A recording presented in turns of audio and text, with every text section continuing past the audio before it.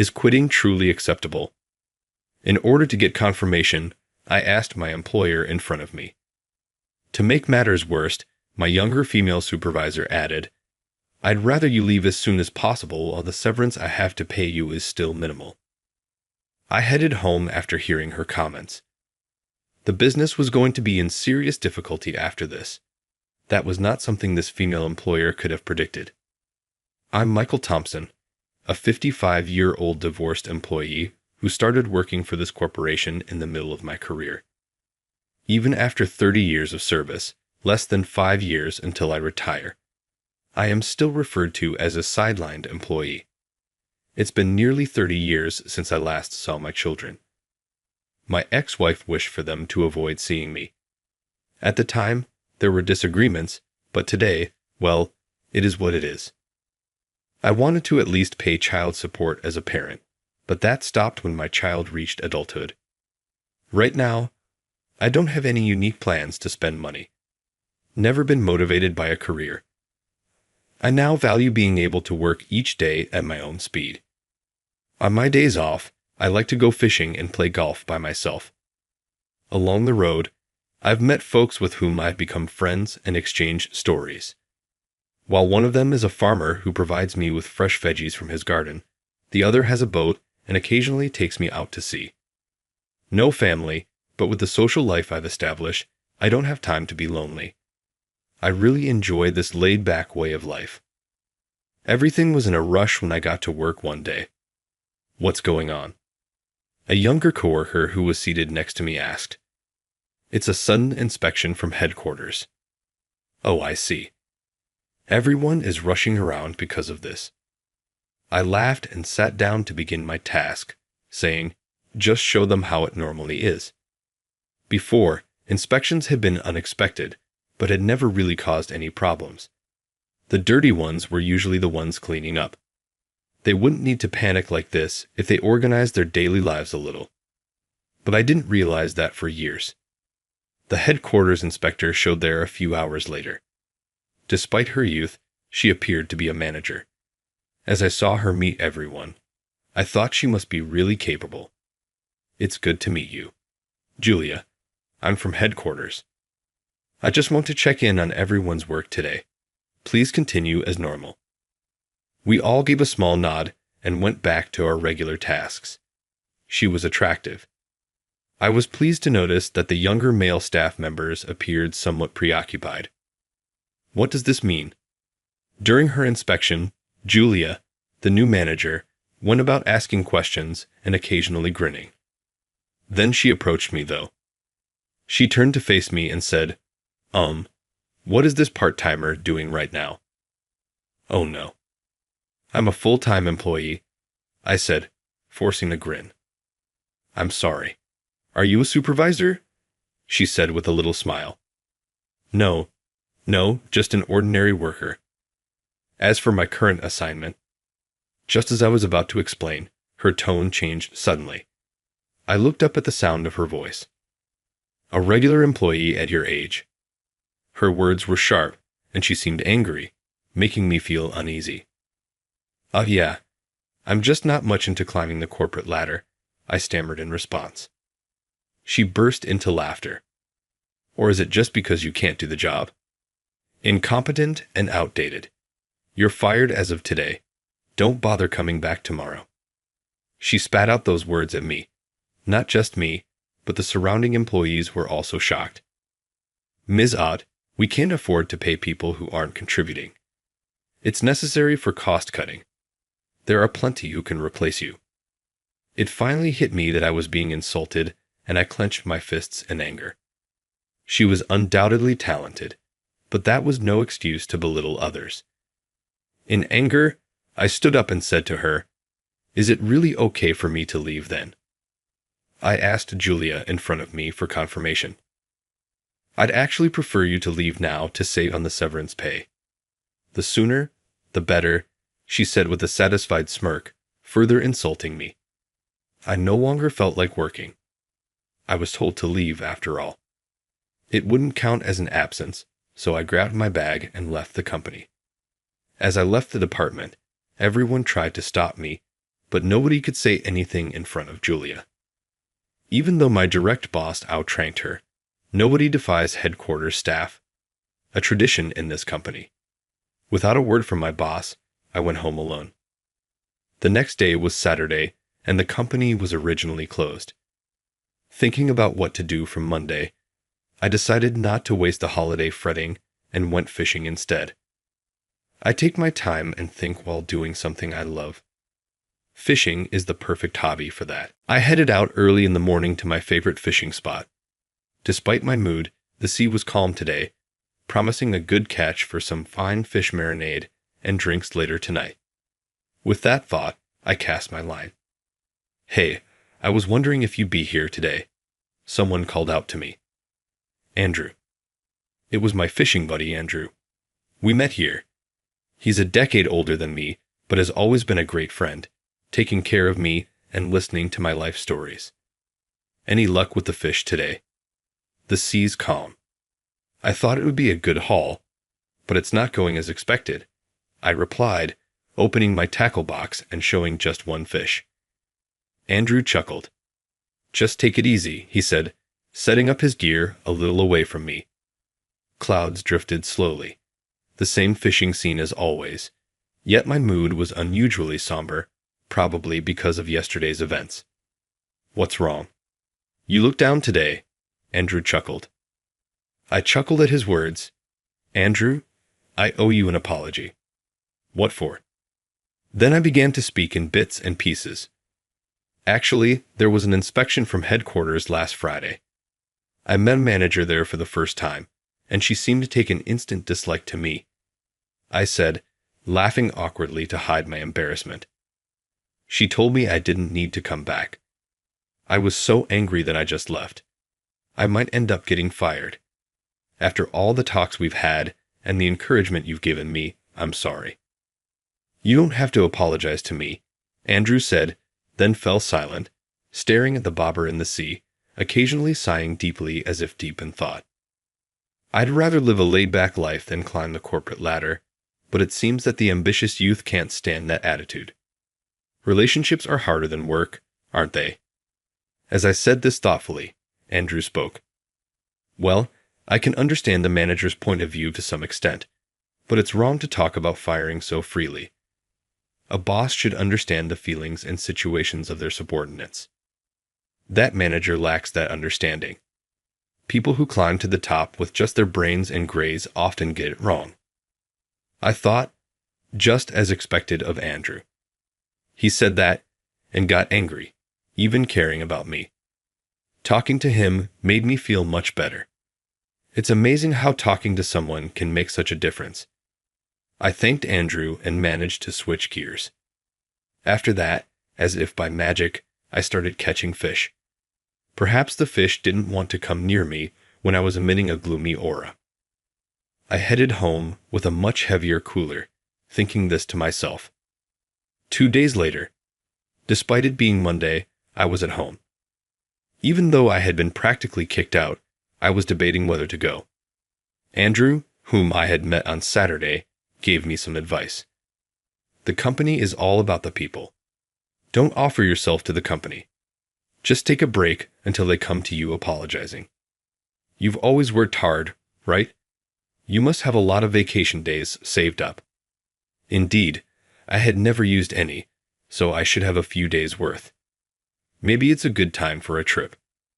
As I pondered this, enjoying a leisurely morning for the first time in years, I decided to make some coffee and have a late breakfast. Then, my phone rang. It was the ringtone for a call. The screen showed the name of my department at the company. What could it be? I had already told my boss I would be using some paid time off. "Hello." Right after I answered, I heard my boss's frantic voice. "Michael, come to the office right now." "Why?" "I've already told you I'm using my paid time off," I responded. But my boss persisted. "Just come, please. There's a big mess. Our biggest client said they'll cancel all their contracts if you're fired. We need to go and plead to keep the contract going." I snorted. Why should I be the one to apologize? You saw what happened the other day, right? Julia told me I was fired and to go home. If she doesn't admit her fault and apologize before my vacation is up, I'll have nothing to do with the company anymore. So, I don't care about the future contracts. With that, I sipped my coffee. Don't say that.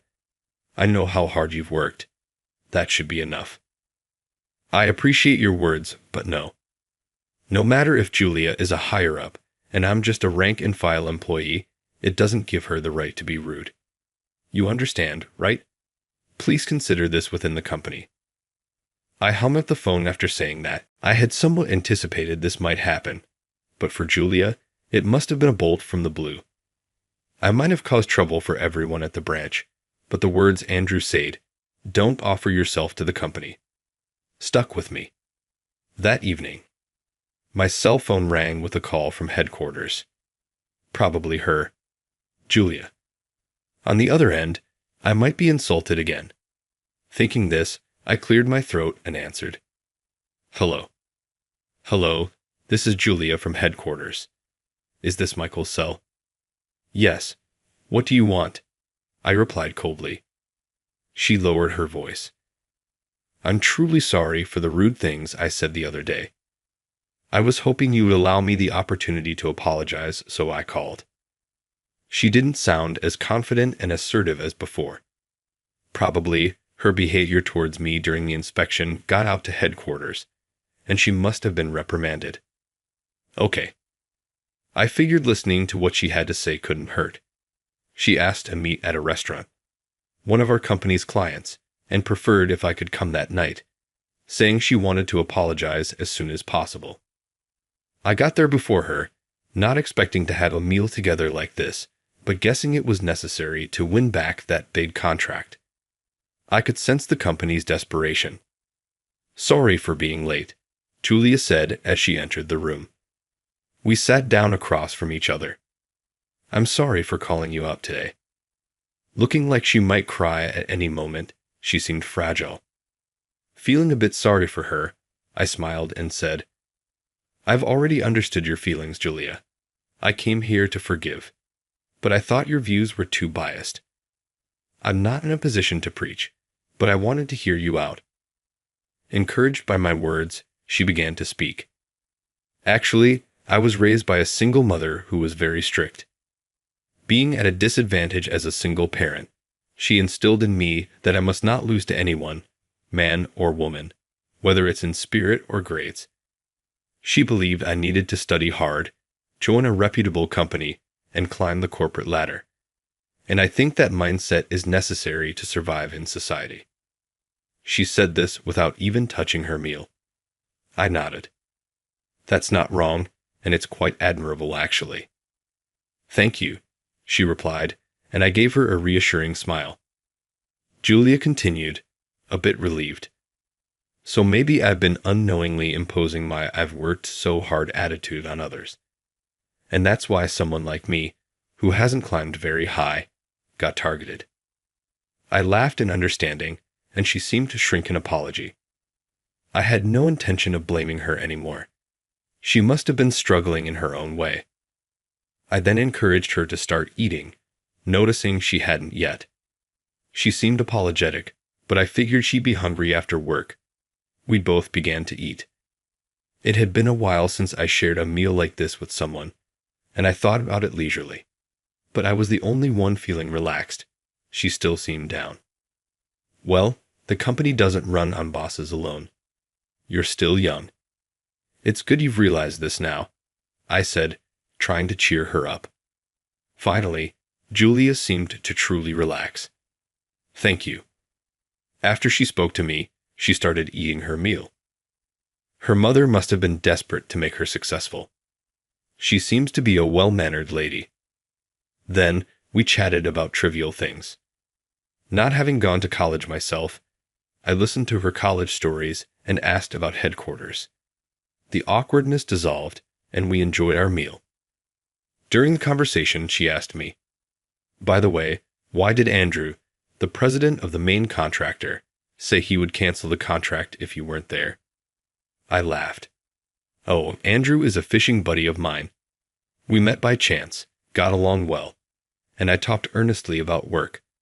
That's why he did business with us, not just because we're good friends, but because he was convinced by my proposals.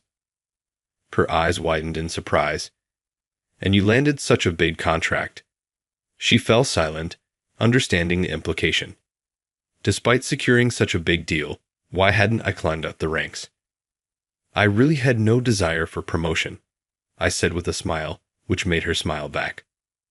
Well, there's a point person for Andrew's company, but direct requests often come to me. He knows I'm diligent and trusts me as a business partner, so we've maintained a good relationship. That's how it was. You've really been the backbone of the company, and I've been so. She paused. Don't worry about it anymore. She's not a bad person after all. Being a manager at her age must have required considerable effort. Julia seemed to feel ashamed for having thought that I contributed nothing to the company just based on appearances and outcomes. If you've learned from this, all you need to do is keep at it. I'm already 55 and nearing retirement. I don't have a family, so I don't plan on climbing any higher. But I think your approach isn't wrong. Keep up the good work. I'd encouraged her again, and she looked up. No family, right. I have nothing particular to protect, so I plan to live my life carefree from here on out. She responded with a kind smile, perhaps thinking there's a different way to live life after hearing about mine. I decided to continue working hard to ensure the company would be a place where Julia and the others could thrive after my retirement. Then, I cut short my leave and returned to work. Everyone in my department was relieved to see me. When they started to badmouth Julia, I told them, "We've made peace." I heard her side of the story. We're all colleagues here.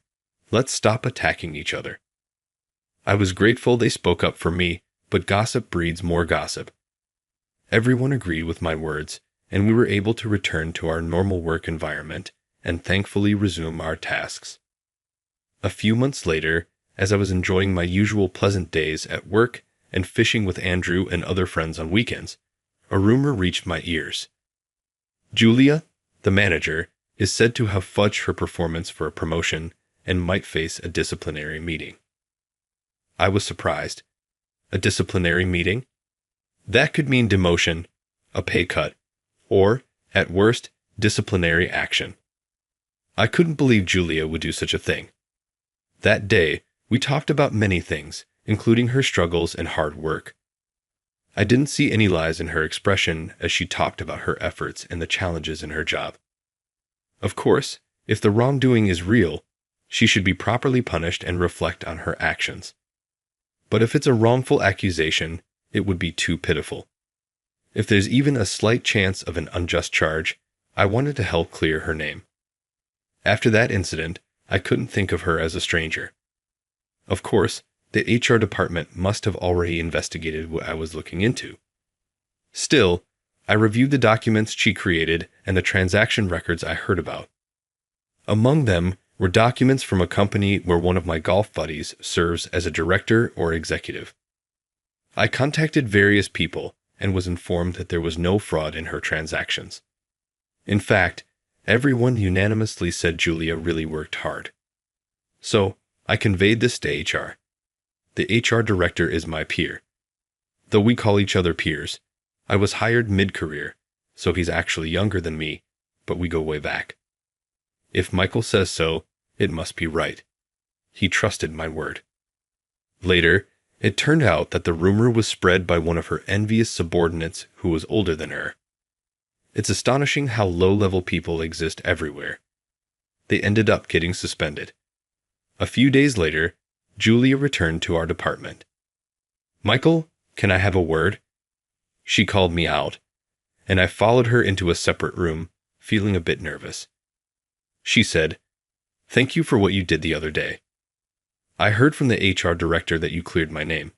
I appreciate it." She expressed her appreciation deeply. I said, "It was nothing. I couldn't believe you would do something like that. I just happened to have a little chat because the director is an old acquaintance." I was laughing, but my heart was pounding. Still, I had to say it. Can I ask you something? I said to Julia, who looked at me curiously. I've been looking into your documents, and it was the first time I learned your name. I looked down, too nervous to face her. My name. It's Julia Williams, she said. I gathered my courage and spoke my mind. Actually, my ex-wife's maiden name was Williams, and I have a daughter named Julia, whom I haven't seen since she was 2. What? Julia froze for a moment, then exclaimed in shock. I finally looked up, scratching my head. I mean, I'm sure it's a coincidence, but I thought, maybe. Tears filled her wide eyes as she stared at me intently. I looked into her eyes, waiting for her words. Michael Thompson is my father's name. I learned it when I first got my birth certificate. At that, I was dumbfounded. It's me, I muttered. Naturally, tears involuntarily fell from my eyes. Upon hearing my words, Julia cried out like a child and clung to me tightly. I hesitantly wrapped my arms around her back. The last time I held her was when she was 2 years old. Seeing her grown up so much without my knowledge brought back stories of her efforts, and I teared up again. Is your mom doing well? I asked, and she nodded happily. I truly wanted to express my gratitude to my ex-wife for raising such a wonderful daughter. I never imagined reuniting in this way. I thought I had no family left, yet here she was, so close, still unbelievable to me.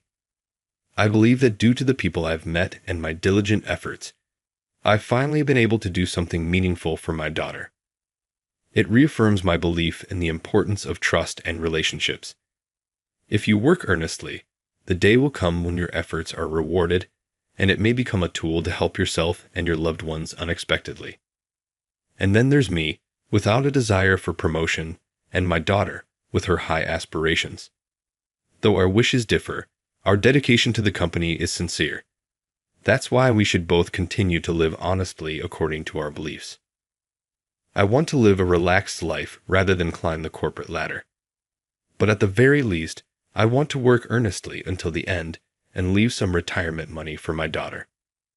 Respecting her feelings, I want to support her career ambitions wholeheartedly, without denial.